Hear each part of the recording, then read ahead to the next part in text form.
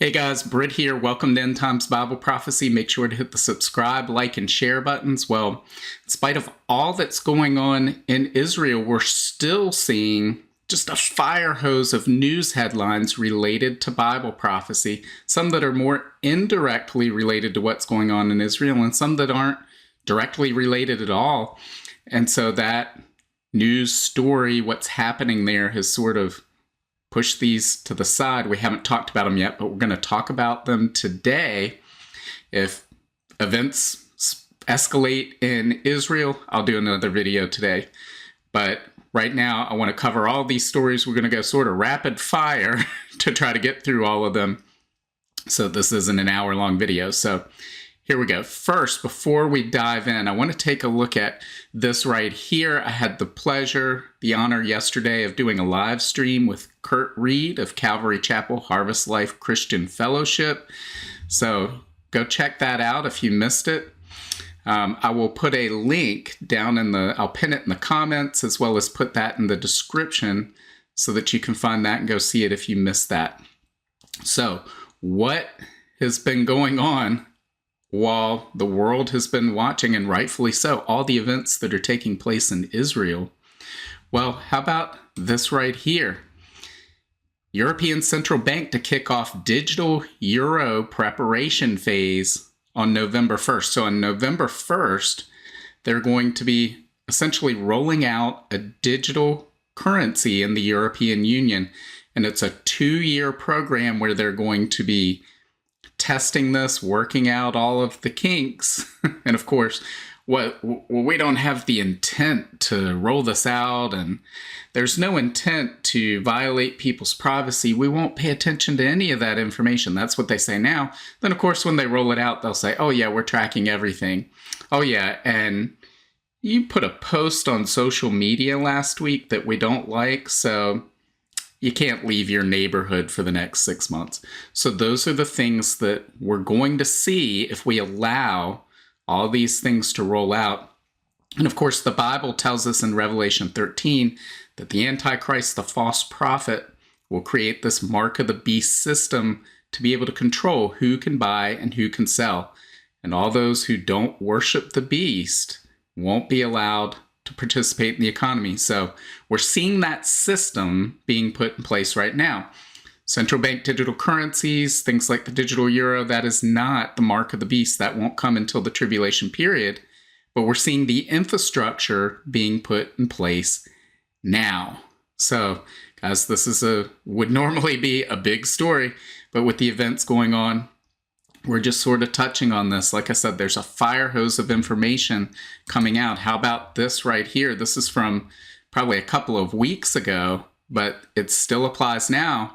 It says the stock market today has echoes of the 1987 crash, and even a hint of a recession would be a massive blow to equities, Societe Generale says. So guys, right now we've seen the bond market experience the worst bubble collapse, whatever you want to call it. It would mark up there with some of the biggest market crashes in history. Bonds, long-term bonds have dropped over 50%. How often have you heard in your lifetime, well, there's nothing safer than a government bond?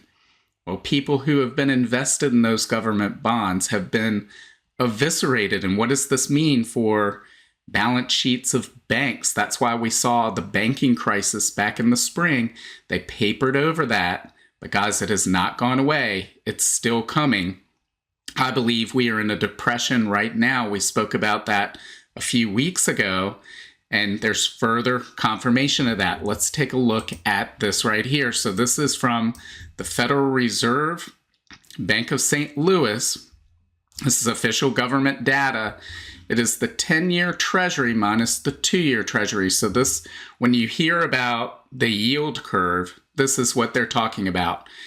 And historically, when you have an inverted yield curve, it's a sign that a recession is coming. It's about the most perfect signal that the market has that we're heading for economic hard times. But what most people don't talk about is it's not the actual inversion of the yield curve, meaning when it goes below this line, this black line we see here. But it's actually, once it starts going back up above that line, is when we get hit with economic hard times. So these gray areas are recessions. And as you see, the yield curve inverts and then it uninverts, and that's when the recession comes. It inverts, uninverts, inverts, uninverts, very, very barely inverted before COVID. But here we have this massive inversion. And now look at where we're going. We aren't quite uninverted yet, but that's where it's headed. And that is a sign that things are going to get bad soon. I think we're going to see a stock market crash. We're going to see mass layoffs. And it could get really bad if things spiral out of control in the Middle East. If we see the Strait of Hormuz closed by Iran, if we see an oil embargo by OPEC against the Western nations who support Israel, it's a very realistic thing. It happened back in 1973 following the Yom Kippur War. We could see oil prices triple, quadruple. Imagine what would $10 a gallon gasoline do for the global economy? What would the inability to get liquefied natural gas do for Europe as we enter winter? Then we're talking skyrocketing energy prices in Europe that would completely shut down industry. So guys, these are perilous times. We are already on the precipice economically. What's going on in Israel right now could make that even worse. So let's move on to the next story. Well, we had this one from Zero Hedge. It says, Russia denies talks of gas cartel. And what have we said in the past? Well, whenever there is an official government denial, right? Official government denial, you can take it to the bank that it's either happening or it's about to happen. So we had this official government denial that a gas cartel is being created. What are they talking about here? Well, we've talked in the past about Russia's desire to create an OPEC alliance for natural gas. We already have one for oil. That's what OPEC is. But Russia wants to create one for natural gas. So Russia and Iran have already formed this alliance. They're two of the largest natural gas providers in the world. They want to bring Qatar into that alliance. They are one of the number one exporter of liquefied natural gas. So if they can manage to bring these nations into alliance, then they can help control the natural gas prices on the world market. So again, official government denial tells us that it's happening.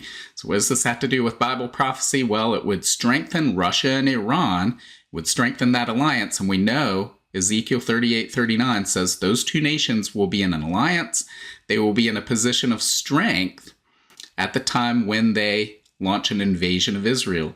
I don't think that's what's coming now, this Ezekiel 38:39 alliance. We talked about that a couple of videos ago. But guys, we are seeing the stage set for that event, Ezekiel 38:39, to be fulfilled, I believe, in the near future, after what we see happening now, or maybe at a later date, that creates a peace and a scenario of peace and tranquility, where Israel is a land that no longer has walls and gates.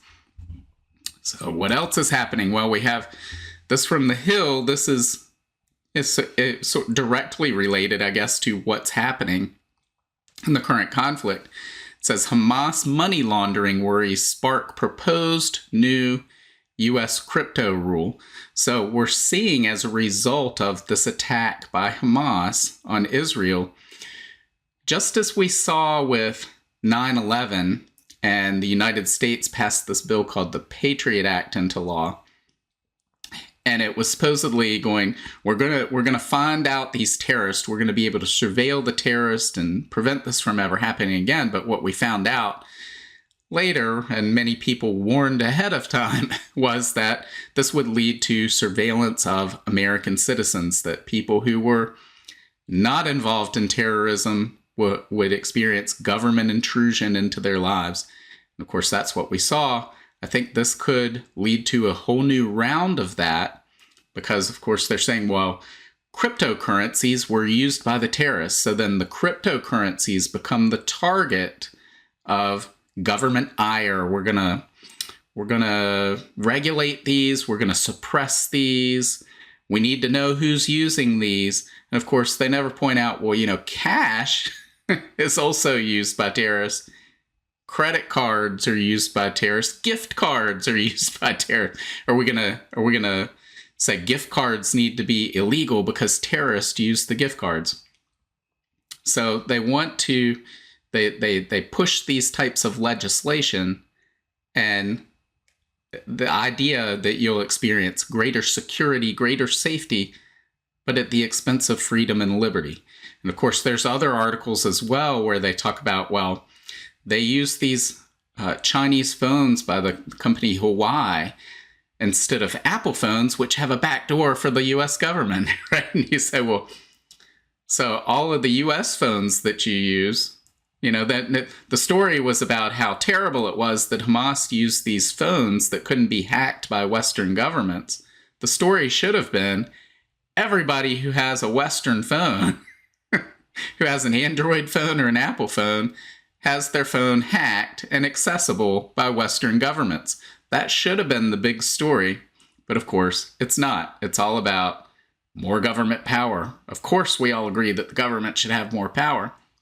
Of course, guys, all this sets the stage for the future surveillance state that we'll see the Antichrist in control of, because this gives government control over all these advanced technologies, and it gives individual citizens nowhere to hide from the government.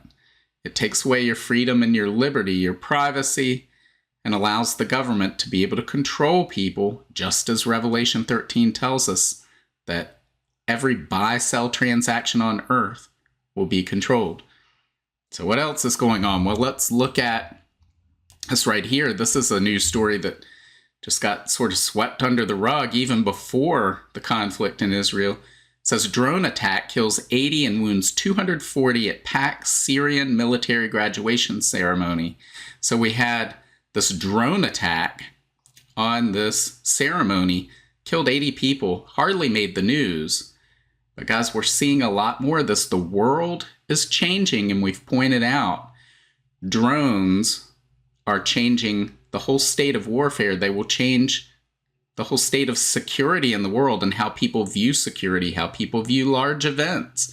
Because all it takes is 2 or 3 people, maybe even one person, with some advanced drones to be able to pull off an attack like this. You could pull off mass casualty events. Imagine imagine the Super Bowl, a domed stadium packed for the Super Bowl, and a swarm of drones goes right over top of all of those security checkpoints into the stadium and attacks the people who are all gathered together. That's the world we're going to be living in. We need to be able to find ways to defend against this and preserve freedom and liberty. But we're seeing more and more of this. We're seeing it right now in this conflict. So this was from Zero Hedge on the day of the attack. It says, watch, Palestinians use drones to attack and cripple Israeli tanks. And I'm sure you've seen some of the images of just these sort of crude drones just dropping a mortar on a tank, taking out the tank.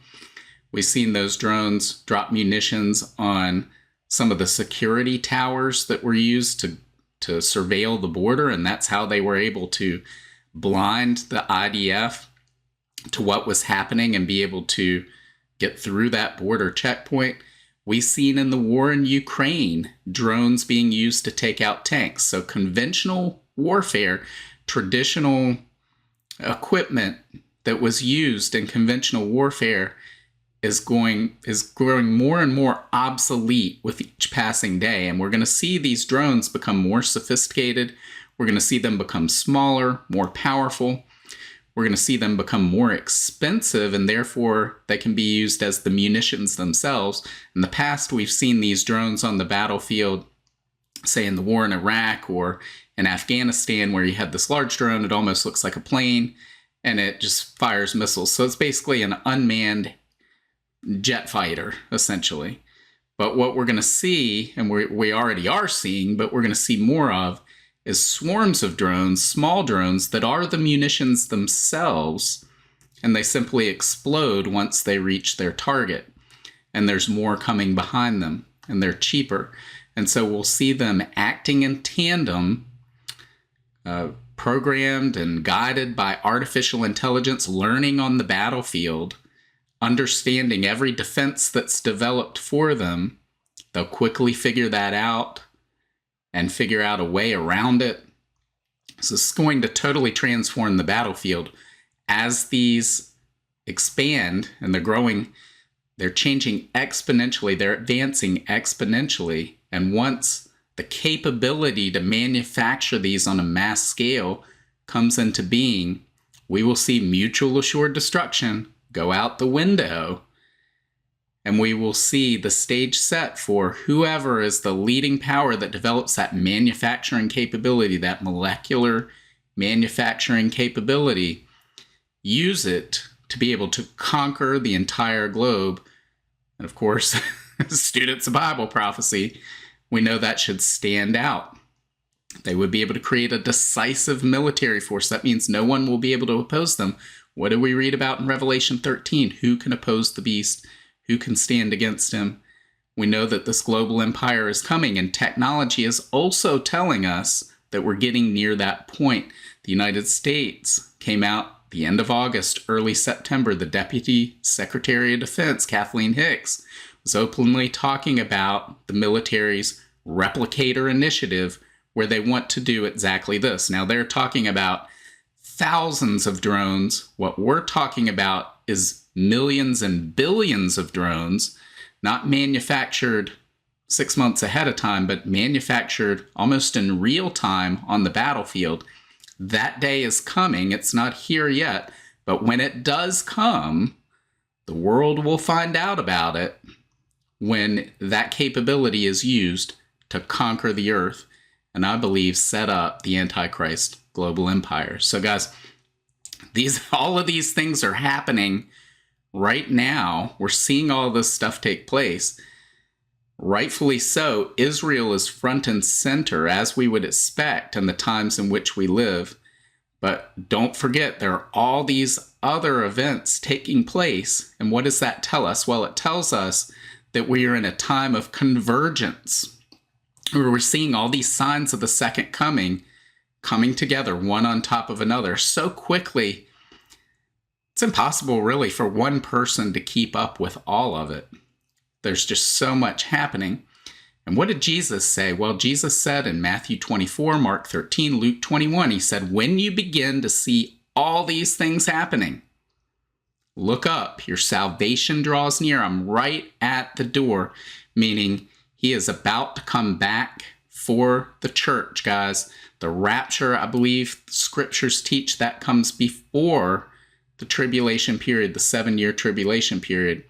We are getting near that time of that 7-year tribulation period, at the end of which Jesus will come back and establish his kingdom on earth, which is what he was referencing directly in those chapters.